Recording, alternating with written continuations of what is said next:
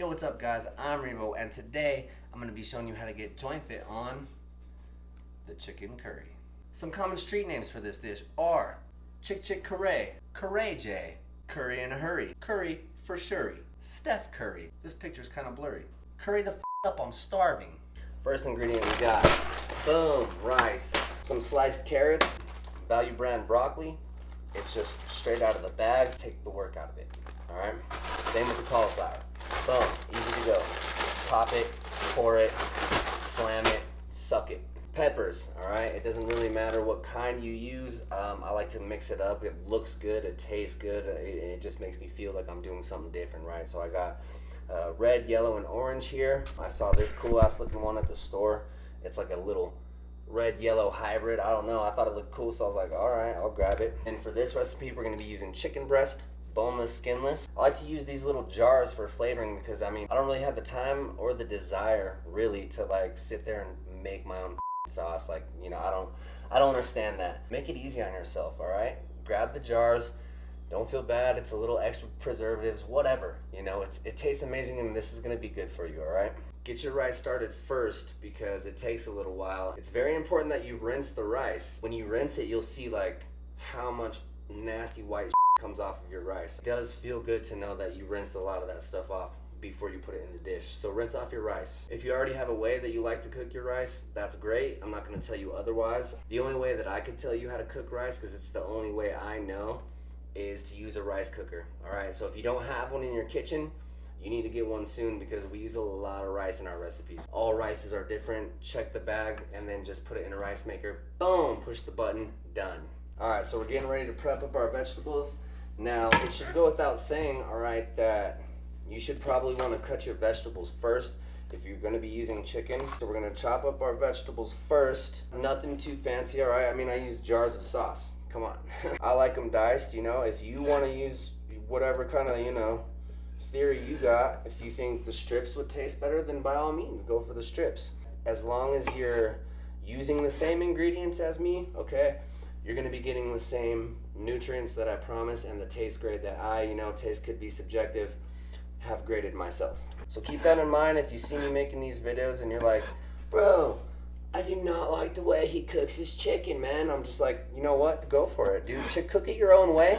This is just a guideline. Clients are always asking me, like, how can I eat healthier? How can I do better? If I can help in any way, you know what I'm saying? I'm giving you ideas, showing you how to meal prep, the easiest way to do all these things, then obviously I'm gonna do that. If you're in a spot where there's things that you're eating are nowhere near this good, then you know, you're welcome. Here you go, this is some good stuff. If you don't agree with the recipes that I make, then it's okay because different recipes fit different goals. I'm always trying to gain weight in the places that I want and lose weight in the places that I want, and I feel like that's a pretty common goal. I'm so glad I know the right way how to cut peppers. Thank you, Jointfit, for teaching me how to cut a pepper. Once you've chopped up all your peppers, what you're gonna wanna do is get a bowl. I use this big ass bowl because, well, I use a lot of vegetables for this recipe. It's amazing. Just take all your vegetables, okay? All your peppers that you worked so hard to cut. Unless you watched my how to cut a pepper video, then you did not work very hard. Bucket of vegetables, all right? This is the peppers. Luckily for us, we bought the pre-packaged kind so we could just pop it open, dump it in. Oh damn, look at that. I got a whole bunch of 4 cups of prepared broccoli already. Whoa. Next one, bam, all right? Get your cauliflower out. This is one of my favorite vegetables of all time, so I use the big bag, okay? I'm gonna double up on this. I'm gonna go ahead and put in my carrots now. The reason I'm not putting this all in the pan right now, all right, is because I'm gonna cook the chicken in the pan first. Now that we got our veggies all prepared, cut up, unbagged, put aside for cooking, now we're gonna go ahead and get to the chicken. Now when you do your chicken, it's really important to take it out, right? Rinse it off, pull off all the little extra pieces of fat that's on there, and get it ready to cut. Do not cut it until you've done this. Once you've got it all cleaned up and ready to be cut, go ahead and proceed to cut it up. So what I like to do is I'll just cut it into little strips, okay? And from those little strips, proceed to cut those little strips just to the size that you want. If you like a huge mouthful of chicken when you take a bite, then, you know, cut it huge. I personally like to have them like kind of smaller sized so that you just get more bites with chicken in it. I mean, I just feel like that's the best way. Don't be afraid if you see a big hefty slice to cut it up a little bit. You know what I'm saying? We're going for overall taste and texture. Keep that in mind when you're cutting these chickens. If you think it's too big, if you're looking at it and be like, that might be too big, it probably is. So cut it up a little bit more. I'm not a professional chef by any means. You know, that's why you'll see me use a lot of shortcuts in here. I think the way that I cook is more practical in the everyday kitchen scenario. We're not all Gordon Ramsay out here. If it's good and good for you, what more do you really need? All right, now that I'm getting close to cutting up my chicken, it's a good time to make sure that you have your pan heating up, because you want it to be a little bit hot when you throw your chicken in, just to hear that sizzle and let you know that it's working. All right, now we're gonna start cooking the chicken.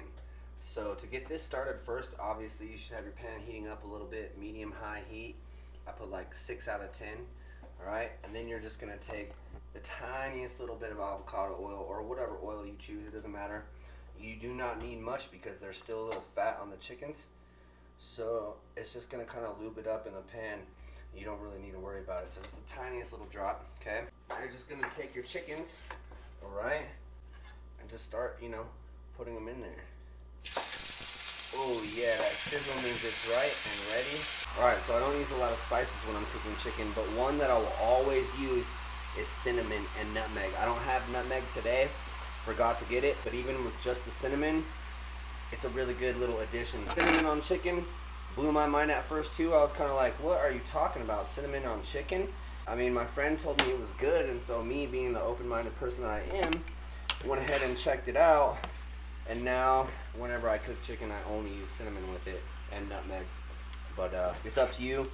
Spice it how you want. It's gonna get a lot of spice from the curry already. So it's really not too important how you spice your chicken. Get it, you know, nice and cooked. You want it to be cooked all the way for sure. That's a requirement for the chicken in this recipe. Take a look at them, see how they look. Should you have stirred it up and not, you know, feel like there's enough cinnamon, bam, add another bam. But once you have enough bams of cinnamon, you're just gonna kind of let it do its thing.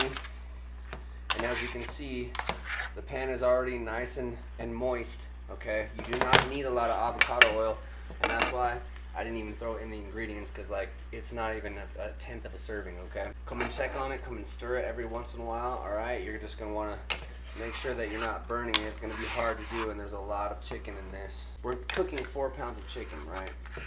And that seems like a lot, but don't forget that we're gonna be splitting this into multiple meals. I like to do 10. It's a nice number for me to get through in 5 days. I can have 2 a day for 5 days. So once you've got your chicken all ready to go, it looks cooked up, it looks good. What we're gonna go do is just kind of drain it out, okay? Put it in a big ass bowl and throw the veggies in. Put it in our big ass bowl. Now you have your pan empty. If you want, if you're looking at the chicken and it's like, damn, that looks pretty good, just try a piece.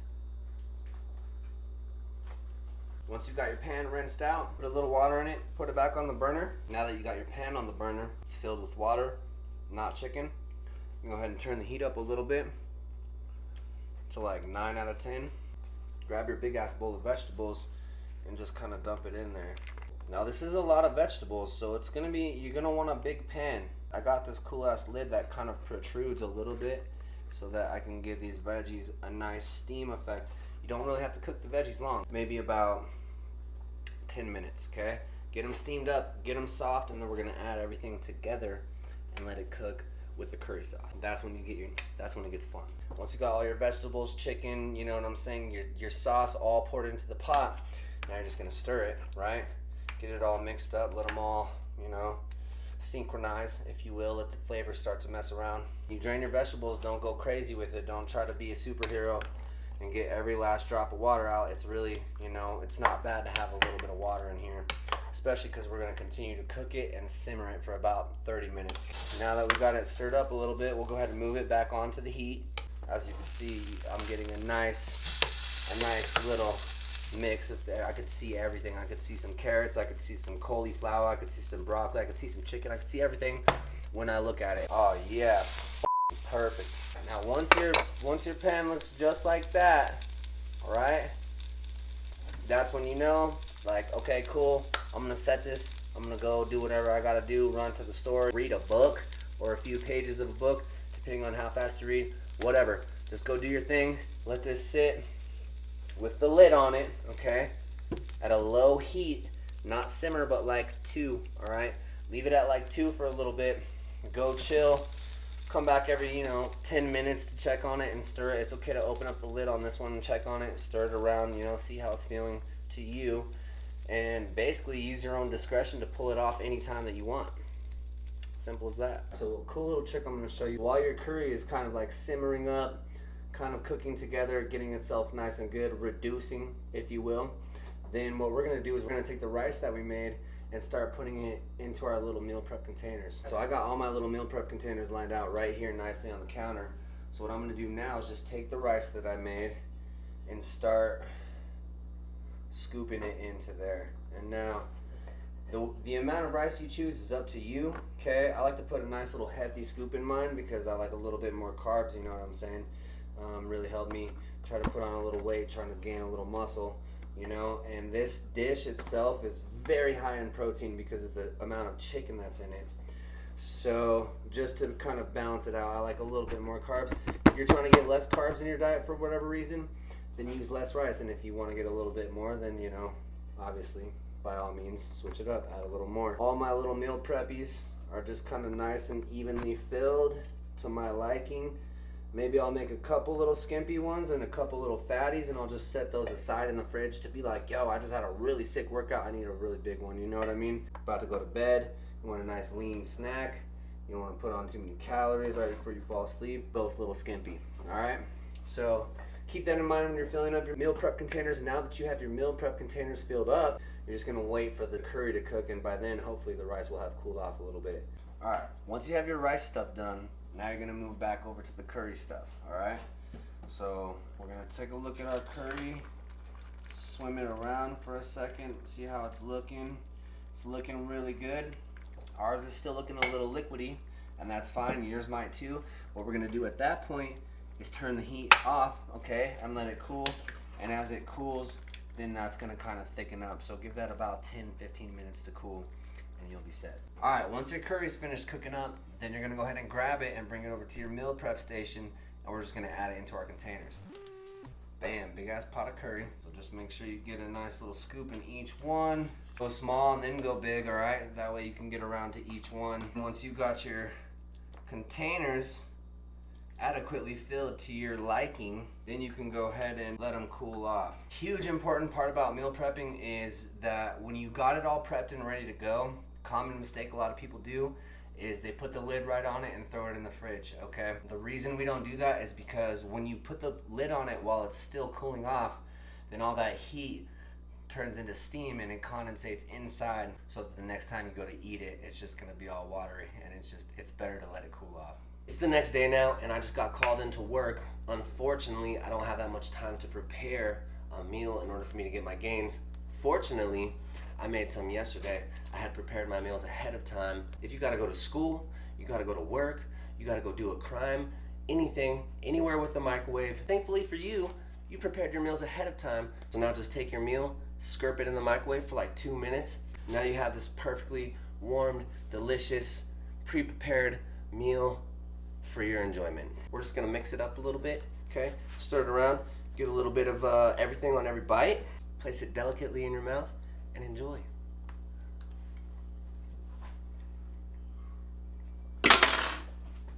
Bangarang. All right, now the macros on this one are insane. So out of 500 calories, we got 14 grams of it coming from fat, 32 grams of it coming from carbs, and 60 grams of protein. This dish particularly is gonna really help you build muscle and lose fat. It's a very lean dish. If you have a really tough workout regimen, and you're pushing yourself nice and hard in the gym, then this is gonna have adequate protein to help you rebuild a lot of those muscles that you're breaking down. So very important for this one if you're active and working out. I would recommend something a little carbier for an after workout. Other than that, it's great at all other times, okay? There's also a vegetarian version of this. Pretty simple. It's just, instead of using 4 pounds of chicken, you're just gonna be using 3 russet potatoes and 3 cans of chickpeas. Also a very good recipe. This is a gold taste rating, which means it's hyper palatable. You can eat it one after the other, okay? The nutrition rating on this, also gold, because it's crazy amount of protein, all right? For anyone who's being active in the gym, working out, breaking down your muscles, this is one of the best ways to build them back up. You're just getting a lot of lean protein. You get a ton of micronutrients from all the vegetables in this dish, and all around, it's just gold in every way. If you like this recipe and want some more ideas on good meal preps, hit up my channel, look around, and when you see something you like, make it yours, make it first Try No Warmups, and enjoy your gains.